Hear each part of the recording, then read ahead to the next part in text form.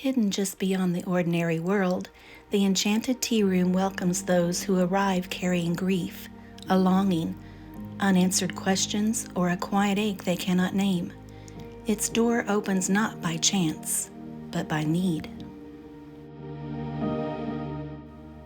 The Night That Freda Stayed, Part 2. As Freda stayed sipping her tea, another woman entered the tea room. She had been so small then. That was what Freda remembered first. Not the year, not the house, not the sorrow that had shaped those days, but the weight of the child against her shoulder, the way a little body fits perfectly when it trusts you to hold it. The woman who now stood in the tea room had once been that child, but now their age difference did not seem so far apart.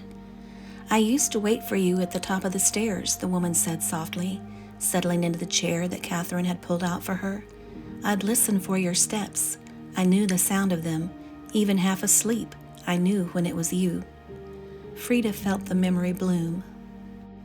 A narrow hallway, evening shadows, a small girl afraid of the dark for reasons she could not yet name. "You smelled like soap and warm water," the woman continued, smiling faintly through tears. "And lavender, always lavender." Freda nodded. "Your mother said it calmed you." The woman laughed gently. "It did, but it was really you." She reached into the pocket of her coat and drew out something small and worn, a ribbon, faded nearly white with age. "You braided my hair with this," she said, "every morning before lessons. You said it helped my thoughts stay tidy.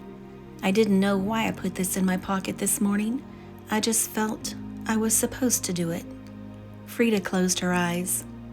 "I told you stories while I braided," Freda said. "You asked me to repeat them until you fell asleep sitting up." The woman's breath caught. "You remember?" "I remember everything I loved," Freda replied. The woman looked down at her hands, now lined with years and living. "When they told me you had moved away," she whispered, "something in me refused it.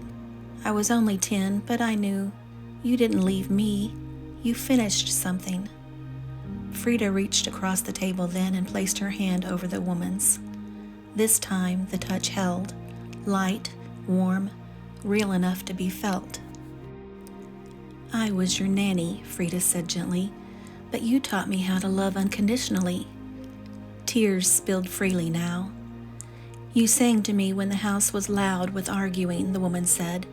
"You stayed when everyone else sent me away. You made the world quiet enough for me to sleep." Freda smiled through her own remembering. "You used to clutch my sleeve, even in your dreams."